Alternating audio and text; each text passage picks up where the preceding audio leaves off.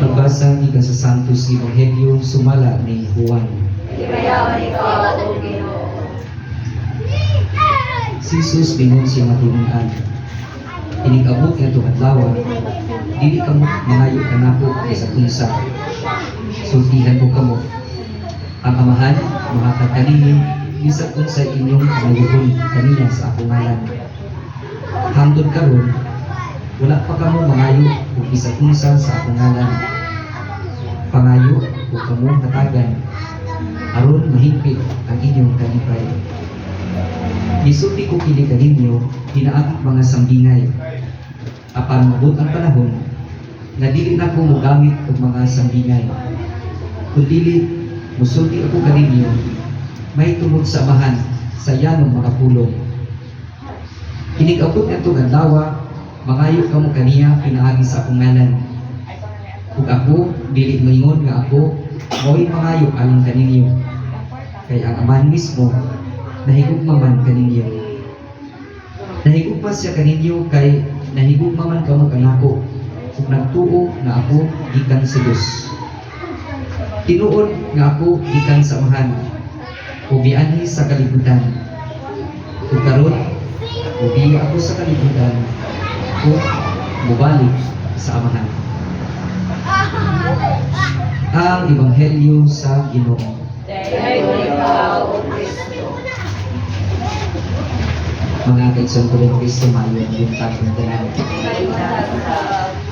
Di ako isa ka babae, sunod siya ka ng pet store bitaw, panigianan ka ng mga hayop, mga pet. Muto nga, ang ganahan kay katumang ka ng parot bitaw, kay kabalo ko nung nga musulti. Ganahan din siya mupalit sa parot. Muto nga, tingnan siya sa itong nagtinda ba nga, ma'am, ayaw na ng parot ma'am, i-discourage siya kay ikaw ba ma'am, reluso kay ka, mura ka sa mga inday. Kunya, tingnan bang parot ma'am, kay grabe ka, himalikas, askus paligas tanan. Muto nga, inon ang tuan ko kayo nga, ang pagkalakan mo kay ako'y disiplina ng parot nila. Muto, iya kong ipalit, ginalan sa sumilay. At ito, pamiruhan daw.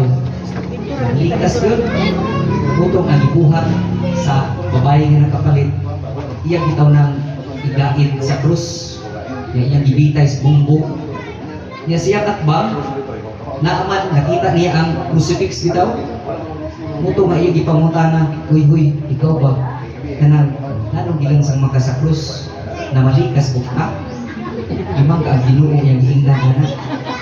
Pero maigsoon ko rin ang Kristo, gilansang baya ang Ginoo sa krus tungod kay ilang gipasangilan o daghang sala.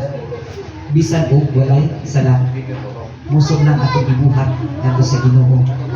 Pero tungod sa iyang kamatayon, natubos ta, naluwas ta. Tungod sa iyang kamatayon, ug human siya namatay, siya nabanhaw, nagmadaugon. Una nga, ang krus, ang Santa Cruz, timaan ka na sa kadaugan na nakabot sa atong Ginoo alang sa tuang kaluwasan. Yung anak kabalaan ang krus.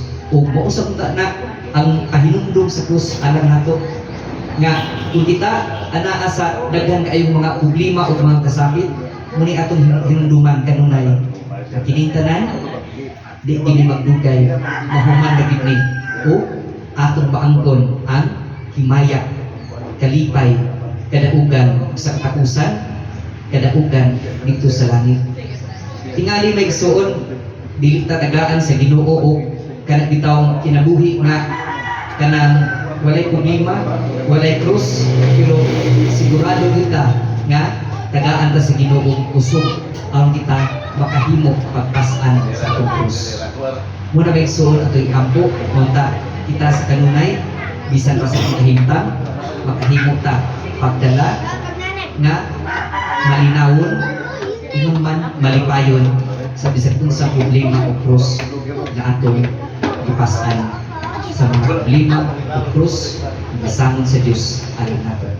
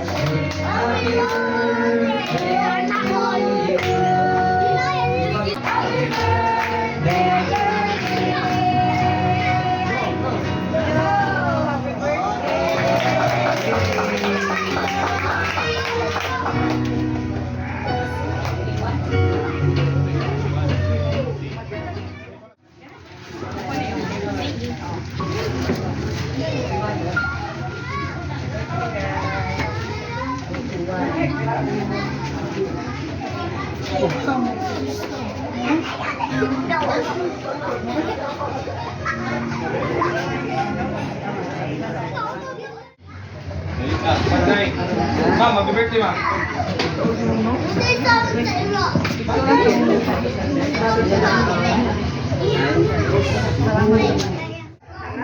Thank you.